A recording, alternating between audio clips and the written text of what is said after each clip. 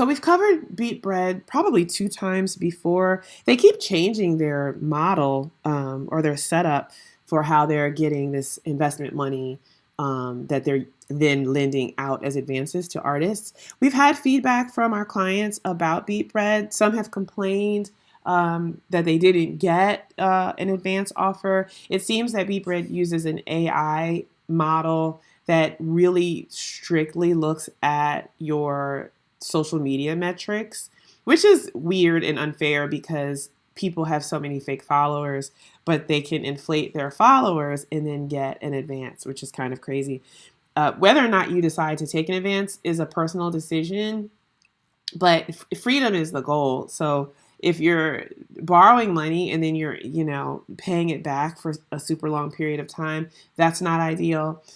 I could see taking an advance if you're going on tour and you're trying to put your show together, but the payment from the tour is going to be such that it's going to be easy to pay that money back. By all means, if you're doing it just to put out an album and you have no pre-rollout plan, no post-rollout plan, no lyric videos, no social media plan, no physical and digital merch that you're going to be selling along with it, then I don't think it makes sense because it's going to take a very long time for those streaming revenues to pay back what you take, especially if you don't have discipline around your recording budget. So that's something to bear in mind. But anywho, like I said, they've changed their business model several times. At first, they had like all this private equity that came in, and that was the money that they were using to give advances. Then they decided to open it up to, investor off the street. Well, no, I'm lying. Then they decided to open it up to people who were not institutional investors. So that meant people that they reached out to, that they had vetted, that they were like, yeah, we want you to be involved in our business. That was like 6 months ago.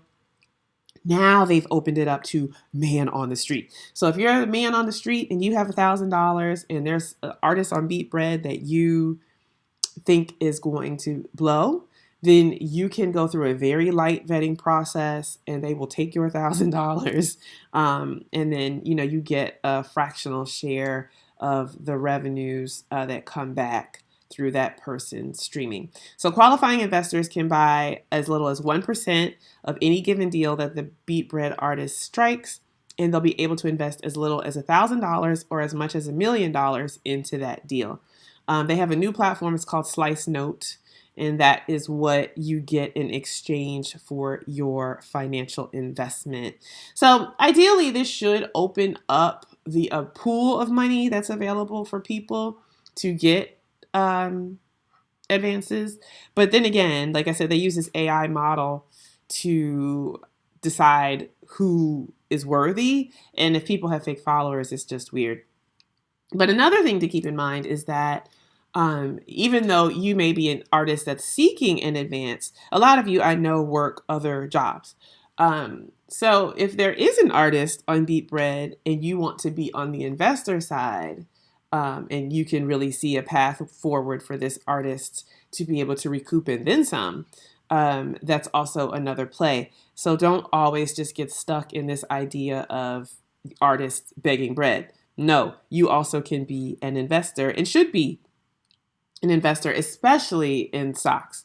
There's no reason to not hold Warner, Sony, Universal, all of these other, music companies that are public and have been public for a very long time. Now that we know that music is a stable asset class, it makes complete sense to do, and it's a faster way of seeing a recoupment on your investment.